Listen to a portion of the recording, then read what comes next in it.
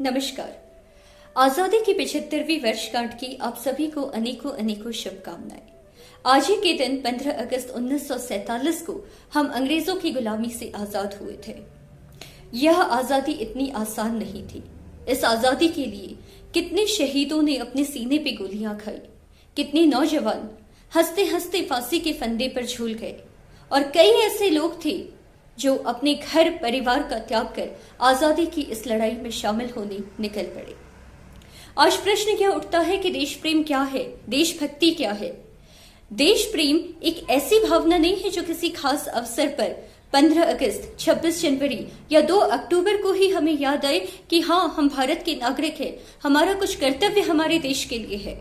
नहीं, मुझे लगता है कि ये एक ऐसा एहसास है जो हर पल हमारे भीतर उबलते रहना चाहिए।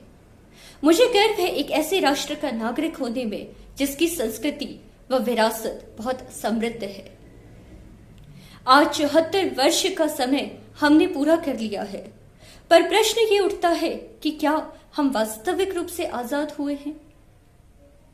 जाति, धर्म, भाषा के नाम पर आज जिस प्रकार से हम लड़ रहे हैं, क्या यह वही भारत है जिसका सपना हमारे शहीदों ने देखा था, हमारे नेताओं ने देखा था?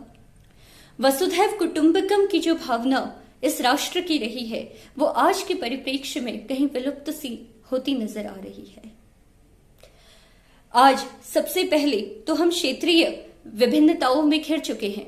अगर कोई हमसे पूछे हम कहाँ के हैं, तो सबसे पहले बोलेंगे या तो हम कुमाऊनी हैं, गढ़वाली हैं। अगर मैं यहाँ पर हमारे क्षेत्र की बात करूं तो हम कहेंगे हाँ, हम गंगोली हाट से हैं, हम बागेश्वर से हैं, हम धारचूला से हैं।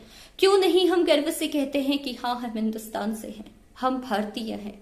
आजादी के 74 वर्ष बीत जाने के पश्चात भी आज भी हम अशिक्षा, गरीबी, महंगाई, बेरोजगारी, धार्मिक असहिष्णुता जैसी तमाम परेशानियों से घिरे हुए हैं। अच्छी स्वास्थ्य सेवाएं आज भी हमारी पहुंच के बाहर हैं। हम चांद सितारों पर तो पहुंच चुके हैं, लेकिन एक आम इंसान का जीवन बद से बदतर होता जा रहा है। आज जब मैं हमारे भारतवर्ष की तुलना विश्व के अन्य राष्ट्रों से करती हूँ जिन्हें हाल ही में स्वाधीनता प्राप्त हुई, तो एक प्रश्न मेरे दिमाग में कौंधता है कि हम कहाँ पीछे छूट गए, हम कहाँ पीछे रह गए। क्या हमारे पास संसाधनों की कमी है? क्या हमारे पास पर्याप्त बौद्धिक क्षमताएं नहीं है? या 74 वर्ष का समय कम पड़ गया हमें पूर्ण रूप से विकसित होने में? इन सभी प्रश्नों का उत्तर जब मैं सोचती हूँ तो एक ही निष्कर्ष पर पहुंचती हूँ कि सबसे बड़ी कमी हमारे भीतर की है। हमारी वफादारी हमारे देश के प्रति। देशभक्ति साबित करने के लिए ये जरूरी नहीं है कि आप और मैं हथियार लेकर सीमा पर चले जाएं, वरन अपने कर्तव्यों का ईमानदारी पूर्वक निर्वहन करके भी हम अपनी देशभक्ति का सबूत दे सकते हैं। देश के लिए अगर वफादारी दिखानी है तो जाति, धर्म और भाषा से परे उठकर आपस में एक दूसरे की मदद कर, एक दूसरे को नीचा न दिखाकर, किसी भी प्रकार के भ्रष्टाचार में न लिप्त होकर भी हम अपने देश का गौरव, मान, सम्मान बढ़ा सकते हैं।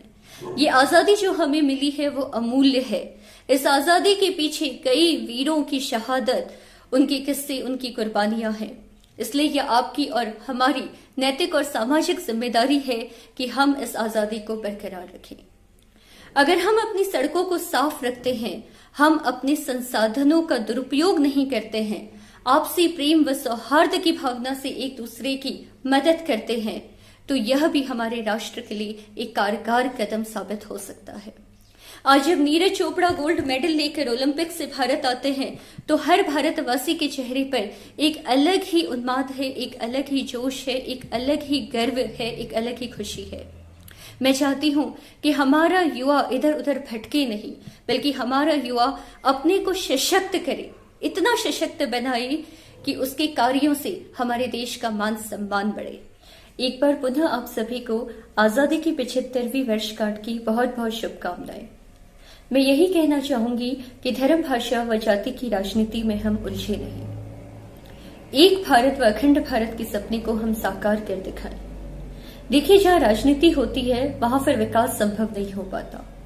आज अगर हम कुछ राज्यों की स्थिति के बारे में बात करें तो सबसे ज्यादा छात्र राजनीति जो हमें देखने को मिलती है वो उत्तर प्रदेश, बिहार, और वर्तमान परिप्रेक्ष्य में हमारा उत्तराखंड भी उस लिस्ट में शामिल हो चुका है। तो इसलिए मेरा युवाओं से यही निवेदन रहेगा कि आप खुद को बौद्धिक व शारीरिक रूप से सशक्त एवं सक्षम बनाएं, देश अपने आप ही विकसित हो जाएगा। अंत में श्री अटल बिहारी वाजपेयी जी की एक कविता के जरिए मैं आज का समापन करने जा रही हूं। उन्होंने कहा था, भारत कोई भूमि का टुकड़ा नहीं, एक जीता जागता राष्ट्र पुरुष है। यह वंदन की धरती है, यह अभिनंदन की धरती है। यह तर्पण की भूमि है, यह अर्पण की भूमि है। इसकी नदी नदी हमारे लिए गंगा है, इसका कंकड़ कंकड़ हमारे लिए शंकर है। हम जिएंगे तो इसी भारत के लिए, हम मरेंगे तो इसी भारत के लिए।